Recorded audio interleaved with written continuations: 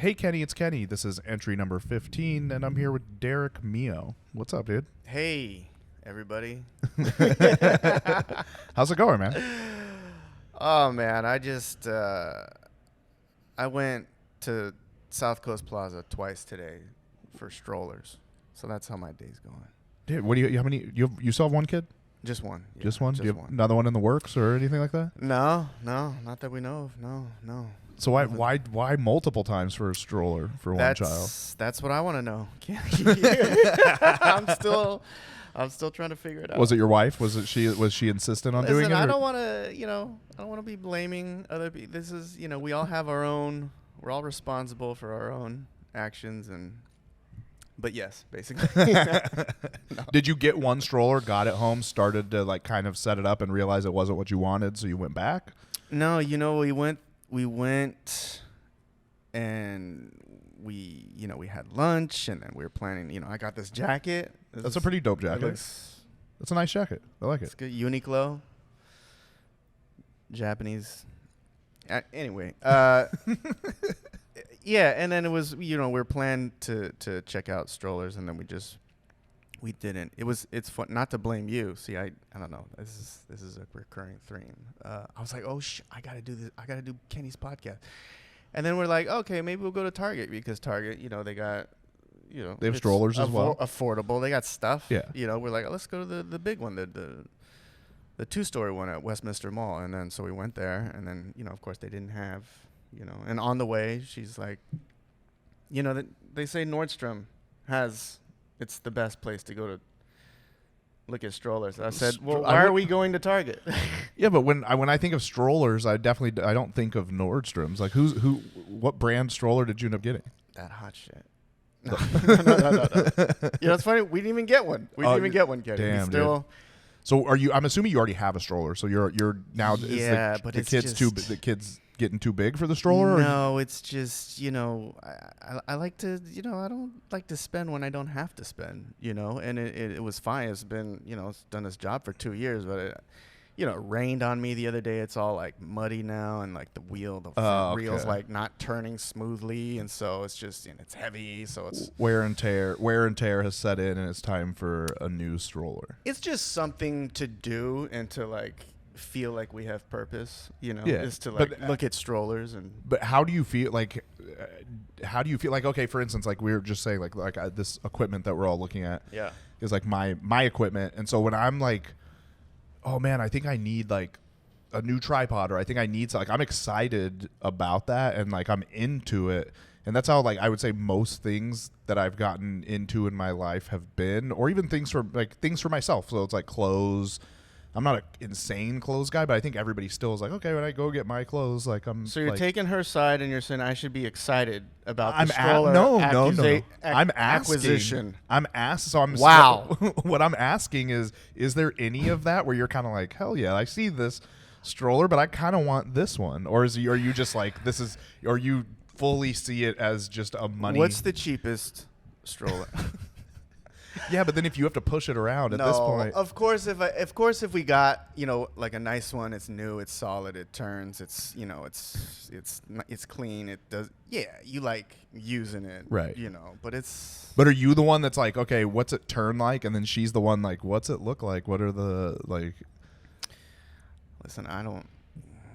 She does a lot. She, I joke a lot about her and with her, but like, it's. I want to get the good stroller, Yeah. And thank you for turning me around here on this and reminding me what's important. That's what's important in life is the good stuff, the things we acquire and who knows, that maybe we consume. Who knows? Maybe this will be your second child stroller as well, and then you'll get more out of it. Well, yeah. There you go. Oh yeah, but you didn't get one. You ended up actually. Yeah, we didn't get one. You're still in the. So is she at home right now, cleaning the mud off of a stroller, trying to make that one? Looking for a new partner. We'll get her a stroller. Or you just, what you do is you go home with a new wheel. You're like, look, I'm gonna replace the wheel on the stroller that we have. Can we just find out where the wheel's made and get the wheel that we need, the thing that we need? I don't know. I don't know if that's a guy thing, but it's like I wouldn't be against that, Kenny. Yeah, I mean, again, thank you for. It sounds proposing smart. new solutions. It sounds smart to just fix the broken part rather than, you know what I mean? But that is what that actually is what they've done with like consumerism over. I'm the broken part, Kenny. That's the common thread. I'm the broken piece. Well, we'll get you a new wheel and you'll be fine. How are you? How are you feeling now that the strike's over? Yeah, I mean, obviously that's a good thing, hopeful, positive, and at the same time, it's like it feels like a mad dash. Everyone's just at the starting line, and and then social media. I don't know how you deal with this, but social media. It's like if you're a comic, you're an actor, you follow comedians and actors, and it's so easy to just compare yourself with other people, what they're doing, and being a part of. But yeah, getting some self tapes in, and dusting off, and yeah, it feels good to get back in it, and because it feels like it's been a while. Yeah, that's actually what I need to do next week, is because I got a commercial agent literally legitimately 3 days after the writer's strike started, because I was already in the process of talking. It was I'm sure you're Aqua Talent or whatever, and so it was really basically kind of dried. But I've been noticing the past week much more emails kind of coming through, so it'll finally be time. There hasn't been any. Literally, I haven't sent in one audition because I was nothing has made sense, or it's the couple things that did make sense, I was just out of town for the fitting or the actual shoot or whatever. But I need to. I don't have a desire to be an actor, to go out for roles, tons of roles and stuff. But commercials and stuff is interesting. There's a lot of that I feel I could do. Acting wise, I feel it would be better. I mean, this probably sounds pretentious. I just feel it would be better if I had a friend who was making a movie or something and was hey man, I want you to do this specific thing because I think you'd be good at it, rather than me being well, I think I could pull this off or pull that. I don't know. I just don't have the same drive that I do to bomb on stage as much as it takes to be good at comedy. Mm-hmm. To do whatever the equivalent of that is for acting. Does that make sense? Mm-hmm. There has to be everything. I mean, when you train jujitsu, you're a white belt and you're just getting beat up. That's the same thing as bombing a ton of times to get better at comedy. I feel you definitely have to do. There's something, I don't know what it is because I'm not. Well, you know about how many auditions you'll book in ratio to how many that you send in, and it's very small. So you could maybe you could say that every submission is a bomb because you didn't book it, right? But I don't know. Also thinking just right now when you're saying that is I guess if you actually do shoot something, and it doesn't turn out the way that you thought it would or you wanted it to, the way that you do on stage, it's oh, I should have said this, I could have done that. Then maybe you could use that tape to help you make the adjustment next time, I guess. I don't know. Yeah, how does that? How often because you've done a fair amount of things. You've done some fairly big things. How often do have the things turned out the way that you had hoped? I don't even care. Take whatever acclaim or response, but just the what you've hoped out of it. Just the work. Or sometimes I mean, I'm so self-critical, know, it's more than not, it's I thought I was going to be better, or I thought I was going to be better. I should have been, but I should have done that. Why did I make that face? And then I should have said the line like that. And then yeah, recently I did an episode on All Rise on the OWN channel on the Oprah's network, and that was actually shot maybe a year or two ago, but because of everything going on, and it only just recently got released. But that was something that I was actually pleased with, and nice. so was my wife. She was that might be, the best acting you've ever done. I'm like, wow, thanks. But it was. I mean, well, it felt all right, watching it. It felt all right. Yeah, it was all right. It was all right. But I don't know what. Maybe it was, I was in class or doing, vocal work or something during the filming or something. I don't know. I don't know what could have been. Could have been flipped. You think the classes definitely? I mean, they obviously help, right? Like do the acting classes. Yeah, I mean, you could say it's kind of like an open mic. Work some things out, or I mean, they're different. I don't know if we should keep comparing the two, but yeah. They're it's a performing art. I mean, just different. They're different, but there's still a lot of overlap, I feel like. Yeah. Oh, yeah. Should write a paper on this. No, there is definitely. But yeah, the class, it's just like, just getting comfortable with performing, and saying the words, trying them different ways, different intentions, or, It's like that reminds you, just saying that reminds me of The Italian Job. You remember that movie? I don't know if you how well you remember it, but there's a part where there's a part where Jason Statham is behind somebody, and he's having to go through LA traffic to see how long it's going to take them to get from point A to point B. And there's like an actor reading a line in the car, and he's like saying like, "Get out of my way," and he says like 5 different ways, and then Jason Statham says like in his his British accent, he's like, "Get out of my way," and then the guy just mocks him, and he's like. He says it in that accent, and then it's like he's like, oh, that's it. That's how I'm gonna do this. That's funny. That reminds every time it's get out of my way. Yeah, don't get out of my way. I don't do Statham too much. No, you just you have to. I'm Jason Statham. What are you? So you're on your 3rd president though. What are you talking about? Are you talking about Biden? Hey, yeah. And then you did both of the previous 2 very well as well. Yeah, I think it might have been just like what was going on when I was starting out in comedy, and it was like Trump was coming up, and so it was just, it's easy to make fun of that guy, and he's in the media like constantly, so it's just you try to find people that people know who you're doing, right? If you do some obscure actor or something, people don't know what you're doing, but they're fun because they are clear. And then you had Obama. You do a good Obama as well. I appreciate that, Kenny. Appreciate you having me on your podcast. Of course. We're gonna talk about some things. Maybe we'll talk about the NBA. I don't know. But they say I'm a shooter. Shoot your shot. It's I don't know. It's fun. Who are you hoping for for a certain president going forward, just for the impressions?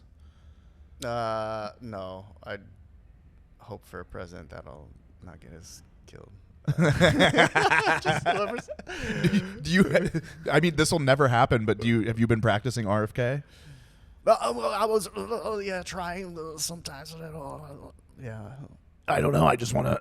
I just feel if you get rasp, you're fucked. You gotta get very raspy. Yeah. I thought Robert F. Kennedy. And then I thought, vaccines are kind of gay. Did he say that? No, that would just be my spin on everything. It would be the same thing. Like I would just be calling everything gay. Like I was like, it's the gayest thing I've ever seen. It's so gay. Tremendously gay. Tremendous. I'm the gayest I've ever been. Which is a good thing in 2023. Yeah. But it's so great. Do you have anything in the like is the fire being stoked right now for acting shit, or are you just submitting a ton of shit? Just submitting stuff and developing some things, and I don't know. Yeah. Just I've shot some stuff that I've been sitting on like for like a documentary, but oh nice. Like what like obviously not giving away your whole documentary, but what's like subject?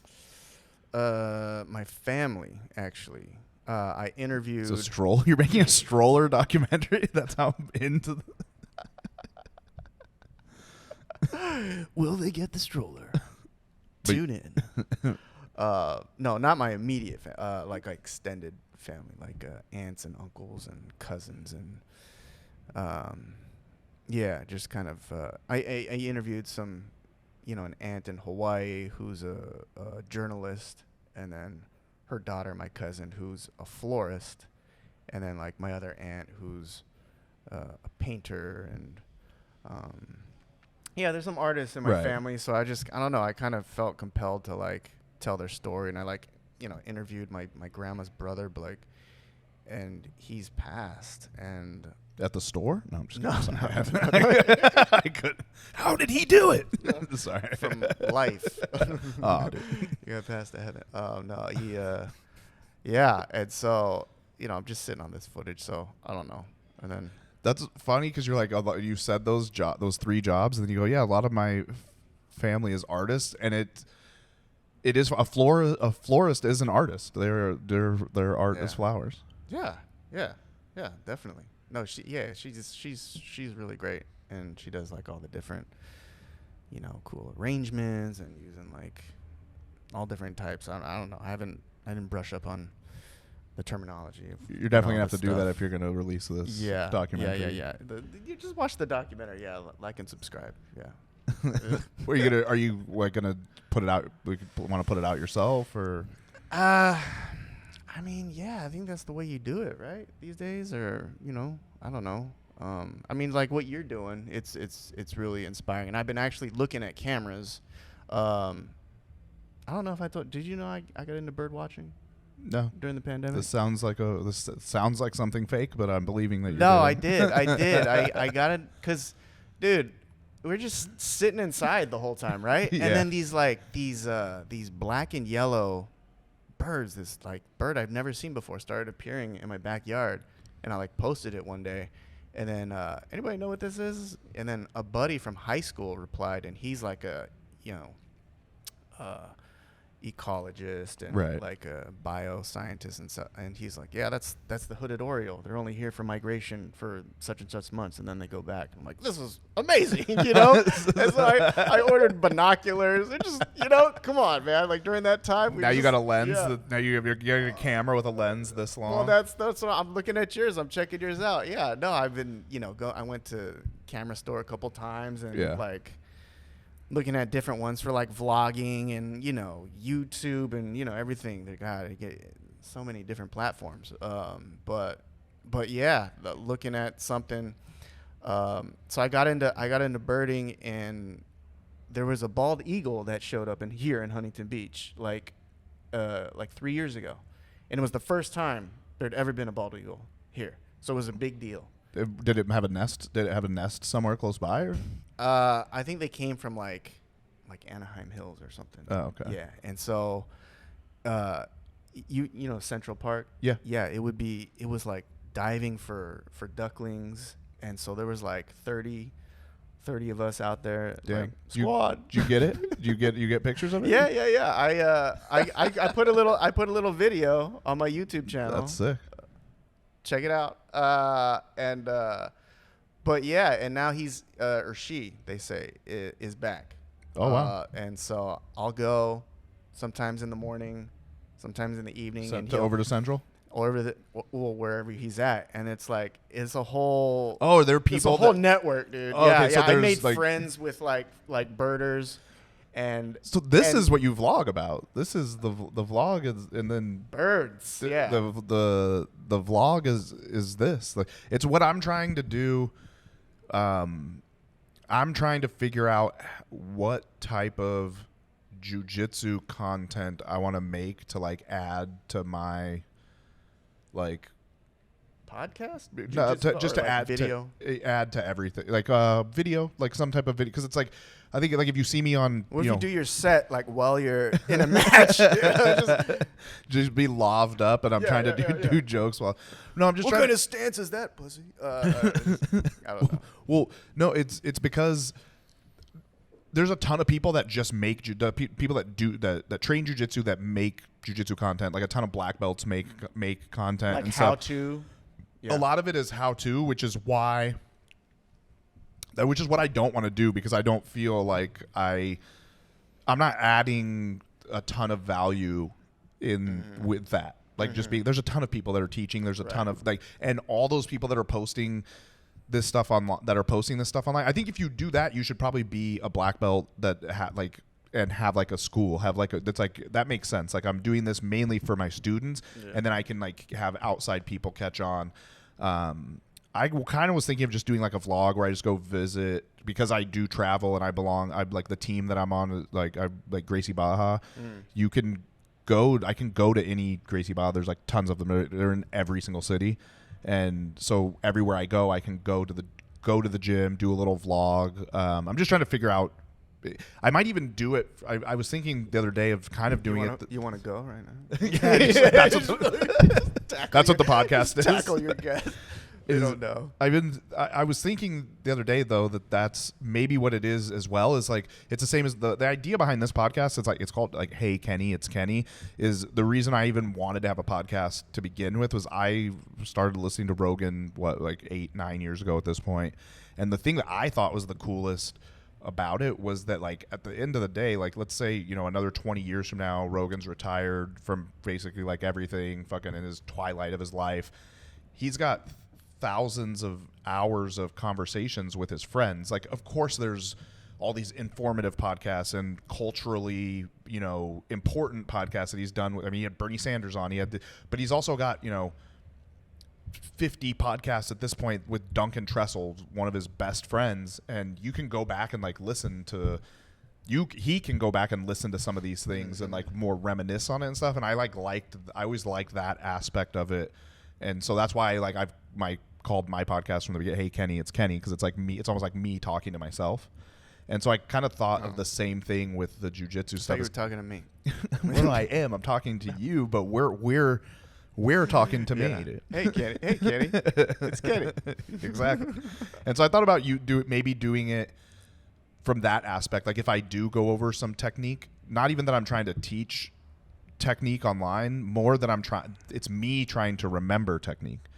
Because that's the thing with jiu-jitsu is you learn just in the past like 3 weeks of training, I've probably learned like 6 different things that I'm like, I need to make sure that I'm doing this all the time, but you just forget. You can't. Would this be like a separate account, or are you thinking of just throwing it on your same one? I think that's a huge mistake that tons of people that I think that stopped a few years ago, where you should be just building one account for everything you do. It's kind of like your channel. It's like your network. One account on each platform and you post like everything you do on that account. On all of them. Yeah, on all of them, because at the end of the day, we're trying to get fans, right? Yeah. And the true fans are people that like you for one thing and then stumble. I mean, every single time I post, like all I've done recently is just post pictures. Like if I'm around, because my girlfriend went and tried jiu-jitsu, I posted a picture with her. There's a couple of local comics that started training, and so I post some pictures with them. And every single time there will be somebody that's like, holy shit, you train jiu-jitsu too, or oh, you're a purple belt in jiu-jitsu. And it's like those people that already like my comedy, they like buy in that much more from jiu-jitsu. I think I just saw somebody recently. I think it was like I met a comic and then they followed me from an account that was like so small, like it was like super, like even for like a new comic, it was like I think they had like 100 followers. I was like, what? And then in their bio they're like, my actual account is here, and it's like, but why are you putting time into? It's like you should just have one thing that represents you. You know what I mean? I think I don't know. I think the times of doing everything separately and everything being like a niche account, I think people just want to like follow real people. Yeah. More than they want to follow just just post whatever you want. Yeah. Like I just who was I talking with? I was talking to Mike Kim at Brutta's, and it was just like, you never know like what's gonna hit, and it's if it feels good to you. That's why it just has to be something. That's what I'm looking for with that. It took me a while to find the just content besides stand-up, the way that I'm going to do content. And like I figured that out. It's like I started by using like the green screen thing on the iPhone or on Instagram. Yeah. And then I have a green screen at home. And so I just set up my camera and actually lit my green screen and did it that way. And then it looks so much better. And then that's how I do my version of content. Like if I come across a funny video where I have like a comment to make on it, or or like just a video that's funny for one reason, but I think it's funny for another reason, and whatever.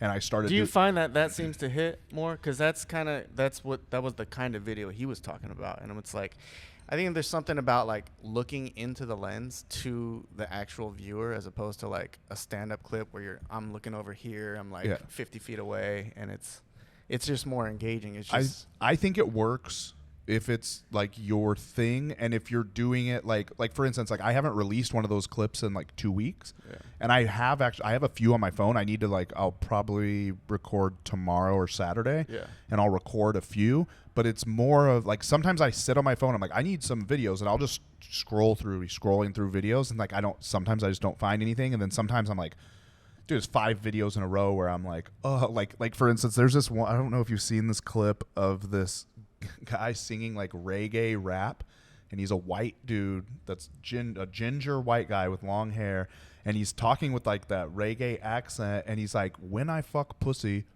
but like the line, he says a few lines, but the main line in it is like, when I fuck pussy turn red.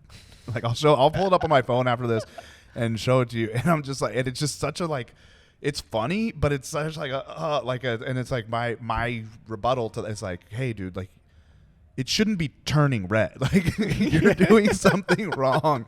You shouldn't be bragging about turning pussy red. Like and so it's just stuff like it's just shit like that, or like, you know, people getting hurt or something, and just commenting on shit and having that joke. And I think Mike Kim is actually a good example of somebody who is, the stuff that he does works because he truly is that guy. Like he is the, like all of his stuff is him. And I think, well, that's what he was telling me. It was like, I've been putting up a facade of who I am instead of just putting out who I am. Yeah. And that connects. Yeah. You know, people, the audiences, they know, right? And they can smell that out, and it feels genuine. Yeah, he put up stuff that is him instead of chasing like what he thinks is funny, if that makes sense. Like what he thinks is going to go viral. What the algorithm wants. Yeah, and he just started posting every day, and you know, I've talked to him a bunch. I just did that. I just went back, and it's just so easy. Like I just, you know, on your photos app, you can just go to videos. Yeah. So you're just looking at your videos instead of scrolling through like 500 photos to get to that one stand-up clip. And it's like, I'm finding these things that I recorded at like Harvell's that aren't even here anymore, and I just posted it. And it's like, it was a bit that I think I did that one time. Yeah. And I've never done it but after that. And it was funny to me. And but it's also, it's not getting the high decibel laughs that you think is gonna make you pop, but it's like, I don't care. Like that makes me happy. Well, yeah, like, it's more about, I would say it brings me joy. The stand-up clips are definitely about if you watch the clip at the end of it, like the way I look at it is, would you be okay if this one clip like represented your comedy? Mm-hmm. That's the way that and that doesn't mean that it has to be, again, like you said, where you're just crushing, because I don't think that's not the metric of like, were you crushing that moment? Yeah. Right? Yeah. Like it's not necessarily the metric. It's like that, and that's what I do with all my, for instance, one of the stand-up clips I released, it was from this week, was from Jimmy Shin's show at the Roosevelt over the weekend, and I made the clip, and then I watched it like the next day. And then I was like, I don't like it. I'm not going to post it. And then I watched it the day after that, and I was like, no, it's good. Like, it's fine. Like, I do like it, and I did end up posting it. It didn't do crazy or anything, but it's just like, I think a ton of comics are like, just, again, they're tracing the dragon of trying to go viral, where they're like, well, it could go viral, but you have to remember it does represent you, so that you have to be happy with that. Like, when you look back, are you like, were you just doing this because I'm not accusing you specifically of this, but I'm like, were you just doing it because you were like, well, it could go viral, or are you doing it because it's a good representation of you? Would you are you like, for instance, if you go to, like, I was just in Austin, so I'll use Austin. Let's say you go to Austin, you fucking meet a couple people, you talk to them, then then 5 comics end up following you. At least one of those 5, if not all 5 of them are, if you have a bunch of clips, they're going to go through and be like, oh, what's this guy like? How many followers does this guy have? Like, what's okay? And they're going to look. And so it's like, do your clips represent you well? Well, what's interesting on this topic is the one clip that did go viral for me. It's at like 1.2, I think, million, that like doubled my followers. A lot of the comments are, man, that audience is whack. That crowd is whack. Yeah. You know, and so now it's like, oh, you got people in the comments defending you against the thing you thought was like making you look bad, and it's like even more like validating. It's like, oh, they recognize that. I think the only people that will judge the pops and all of that are other comics. Like that's just other comics are going to judge, and not even. I mean, I do it, and not even in. Like, okay, for instance, I saw one that you posted at Harvell's, and when I listened to it, not even in a negative way at all, I'm more like, oh, I know Harvell's. What kind of night was this at Harvell's? That's like what I was thinking, like, ooh, what kind of night was this? Because I know the venue, and like, was this like, I'm like sitting there being like, is this like more in the beginning when there's more people there? Or was this at the end of the show when nobody's there? Like, are these people that were just there for burlesque and they weren't paying attention? So I was like watching, like I was personally watching like different things. Right. Well, that's like an inside thing. in the clip. And I think that comes more from comics. I mean, that's why it's like I make fun of to my own detriment. Like I make fun of Don't Tell because of like how like badly they add canned laughter to some of their how poor the added laughter is to some of their clips. Like it's, you know what I mean? Like if you like start going through, it's like I can literally show you some that are just like,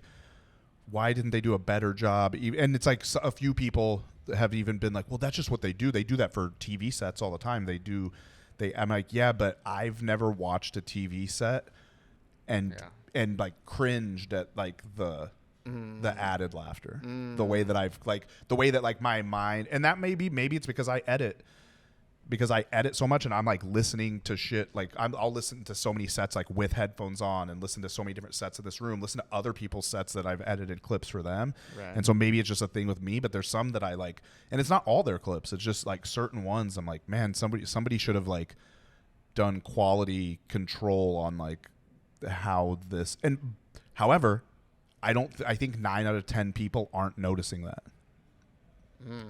And then they will now. And then it just does their, you know what I mean? And then at the end of the day, it probably just does the job that they wanted done anyway, which is like for it to be like valid. I know. What I mean? It's such a tricky thing this day and age. You know, there's just so many. I was talking to somebody who I won't throw them under the bus, but I was talking to somebody a couple weeks ago saying the same thing, and then they were like, well, I mean, then maybe we're looking at it the wrong way. Shouldn't we? Maybe we should all just be adding the line. I'm like, no. I was like, my gut tells me no. Like, I do. I am. You're not doing it. You're not doing it, Kenny. On your next clip. On the next one is just Madison Square Garden. You know? It's gonna cut from you on stage at Harvell's to you at like the Apollo, and there's just it's like a whole black crowd just dying laughing at your joke. I mean, that would be that would be an entertaining form of video that starts popping off on the algorithm. Like, let's freaking guys sniff it out. What's going to be the next big thing that people are going to be watching? I don't know. Yeah, I mean, for me, the next big thing is actually Reddit. Is because you can post like Reddit has their own reels. Oh, basically. God damn, there's another one. Jeez. Yeah, did you? No, I thought it was all text threads. I thought it was all /r. No, so when you go to videos now, like if you post like a stand-up clip, like the same format that you would for, and I don't even know how long it can be, because if you look it up online, it says they can be 90 seconds, but the ones that I posted the last 2 days have both been, one was 1 minute and 45, one was 1 minute and 54. So I think they can at least be 2 minutes. Okay. Which is good, because that's the. Like, I need to figure out what the true cutoff is, because 90 seconds is like the most on Instagram and Facebook. And if you can do more on Reddit, I think people will watch it. You know what I mean? People will watch like longer shit on Reddit. And why wouldn't they go to YouTube? Why wouldn't you just go to YouTube? Because they're already on Reddit. Why are they on Reddit? They're Reddit. They're Reddit people because they're Redditors. They're definitely not. It's definitely a new, basically a new audience that I'm hitting, and I have like 140 something clips, and so on Reddit. No, just in you general. Got them ready. Like just that's what I've released already on everything else. Right. And so I'm releasing them like just one every day on Reddit. And so like the one I did yesterday has like 500,000 views. For real? Yeah. And so it's just different, and it's new. It's like this is and it's refreshing for the Redditors. It's refreshing because they're like, damn, I've been looking at text for 8 years. Yeah, it's nice to see some video on here. And I don't think that the Reddit stand up is oversaturated yet, because I think most comics don't know about it. Yeah. And just edit this part out. I'll definitely tell you, and then if you're a comic who actually watches my podcast, then you get this. But I talked about Facebook heavily, like, because I was one of the early people posting on Facebook, and dude, there's so many comics that just don't even have Facebooks. Like they don't even they delete it, and I'm just like, you gotta do it. That's another thing that I know, because I got mad at one of my best friends because he sent me, I don't know if you get like this, where he sent me a clip of another comedian, and it was like, of course, the comic in me was like, it's just not even funny. Why are you sending me that shit? Why don't you just, and he does like affiliate marketing, and I'm just like, why don't you tell me how to pop off on Facebook instead of being Facebook links so these are those whack comedians? And I apologize. I'm sorry. Bro. I'm just. That is funny. That is funny. No, my biggest one of those. That doesn't happen very often.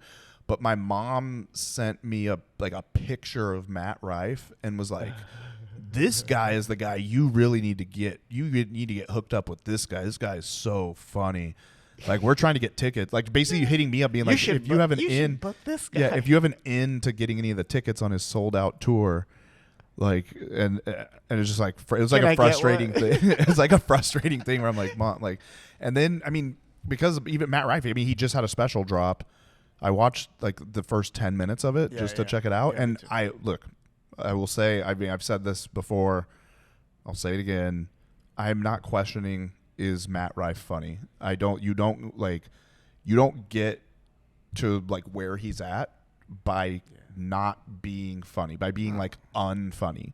But in comedy, I would say, if you're wondering like why I think like this, and I think there are at least some other comics that do, that probably have the same feeling that I have, that have seen it, is we watch tons of comedy. Like, we see tons of, like, not even take everything that we consume on our phones or even the specials out, just live.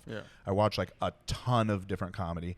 And so when someone like pops off, like somebody's getting big, I can usually identify like why they're getting big, right? Like, or you see like how funny, like this person is fucking so funny. Like the level is so high that I'm like, yeah, I totally understand what's going on here.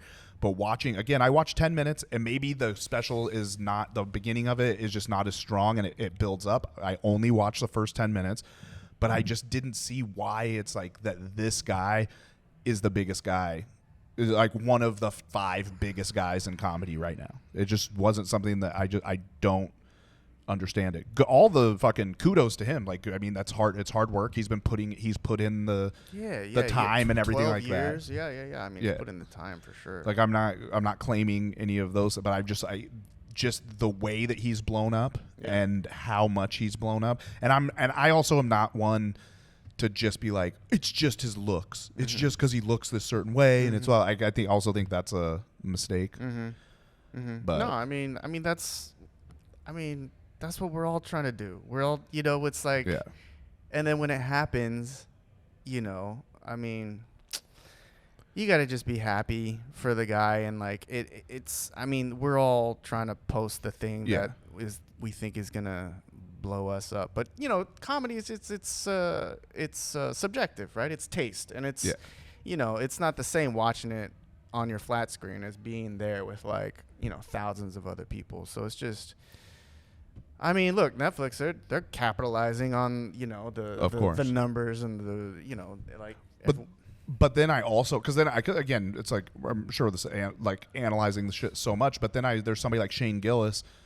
For me personally, like I watch his special and I'm like, fuck, dude, I wish that my brain worked like this guy's brain works, like the funny shit. Yeah. Like and it's like, and that's also a great thing is Shane Gillis' stuff is like, I would never worry about like, oh man, I'm gonna do jokes like, because his shit is just so him. It's so his lane of things that he talks about and the way that he talks about them. Yeah. That I'm just like consuming the comedy, and it's very great. Like I'm like, this is awesome. But for sure. So he's so unfiltered, and I was dying laughing too, and I think I told him. So I was like, dude, love the special, dude. I think he replied too. He was like, thanks, man, appreciate it. Did you see Kurt Metzger's? The half-hour one that he did. I didn't see it. I heard it's pretty good. But he's fucking hilarious. Yeah. Talk about not giving a fuck. That's yeah. That's a guy who he doesn't give a fuck at all. No. It's, you know, and people kind of, they want to see that, right? Yeah. That real. Yeah, honesty. I mean, I even watched right after the Matt Rife. I like had to put something, because I was watching it with my girlfriend, and then I'm like asking her. She's not a comic, so I like especially like to get like a regular person's idea, because she was like doing work, and I put the special on, and then I turned it off. The Matt Rife, I was like, the stuff wasn't like super strong, right? Like it wasn't like, am I just being? I was like, am I a hater? She's like, no. She's like, I really wasn't enjoying it. And then I put Ralph Barboza's special on and watched 10 minutes of that. And I was like, the jokes are well crafted. They're funny, well crafted jokes. I was just like, I'm like, I don't know. It's all subjective. Yeah, it's all subjective. And then I feel like Matt Rife especially is like a hot, of all the comics, like a hot, kind of like a hot topic, because I feel like there people either like love him or hate him. Yeah. I mean, I don't know. I mean, I've never met him. I don't know him, but I know people that know him and are, you know, love him, support him, like Paul. Yeah. Like see Paul in his promo with Paul Elia and I mean, from I mean specifically like from a comedy standpoint. I don't think. I mean, I've never heard a fucking bad word about the guy as like a person or anything. I just mean like comedy wise, there people be like, it's comics either being like, no, great, funny, or comics being like, oh no, I fucking couldn't. He's like, I don't know. That's why I preface it all with like, I don't think the dude's unfun. Like it's like you don't get there. Yeah, and be unfunny. I can't think of one person with the crowd work. You know, his crowd work is on point, and a lot of people post. I don't know. Is that era over already? The crowd work era, but I don't know. People. I think that's how people, because it's over. In the moment, it's genuine, and like, I'm looking at certain part because I'm terrified of crowd work because but every once in a while something will happen. I'm like, oh, that wasn't a bad way I dealt with it, and then but I don't know where. I mean, I do a ton of crowd work. I have a ton you're great at it. I have a ton of crowd work clips, so I have like my own like. I mean, that's where I'm more like. So that's great. I mean, so would you say you're better at crowd work or like written material bits, and would you put which up against? And when you put them against each other, what would you say? Like mine against it's hard. It's hard because I work so hard on doing bits too, and it's important to me that they are as good, because I think that's I mean that I guess if I give my true assessment on what I've seen of Matt Rife, again, don't hate the guy or anything like that, is like the crowd work is stronger than the bits. It's like that's what I thought when I went and watched and again, I kind of couldn't watch any of them straight through. I've watched about 10 to 15 minutes of each of his specials. There's 2 on YouTube and now this one. And I thought the same thing where I'm like, okay, the crowd work is better. However, there's also like other comics. I'm not going to like mention a bunch of names, but there's other comics that are doing this crowd work and they're blown up. Like their followings are like, let's say like double or triple what mine is. And so they're selling out these shows. They've even had some of them, I'll tell you off camera, there's some of them that have had shows here.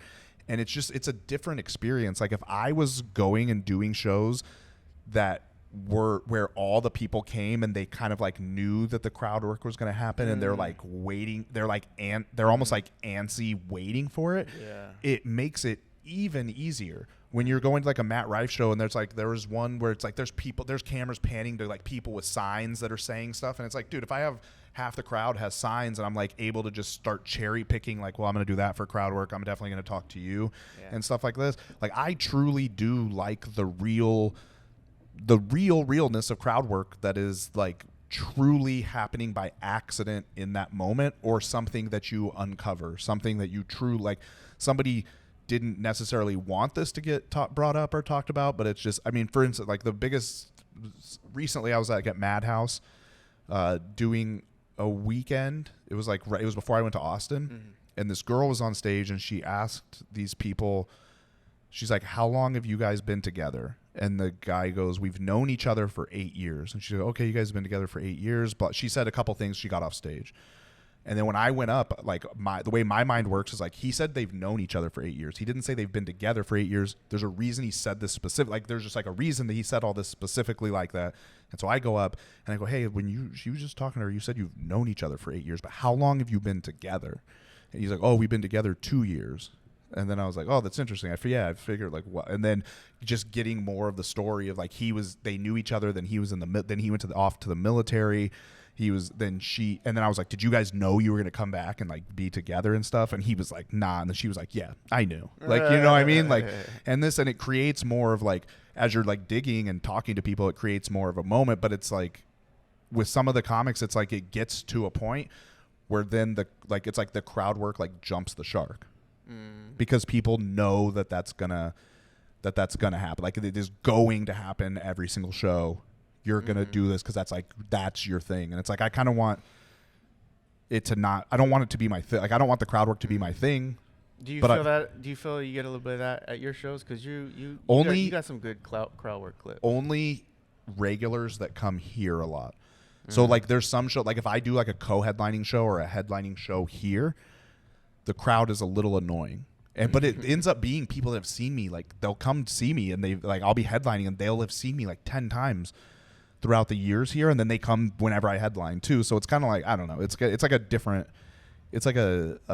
thing. Like, one of the best examples is when I was me going to Arizona, because it was all people that it was a venue that held like 120. It only sold 40 tickets, but it was 40 people on a Sunday that were all there because they had seen me online and wanted to come see me specifically do comedy. And it was such a great show, but there was nobody trying to be in the show, be in the crowd work, you know what I mean, anything like that. And then I'm also like there's like a different crowd work. Like, there's a guy, again, I won't say names, there's a dude right now that every single one of his clips is him finding out like that someone is single in the crowd, and then it's almost like trying to be like, well, why are you single? It's like the same.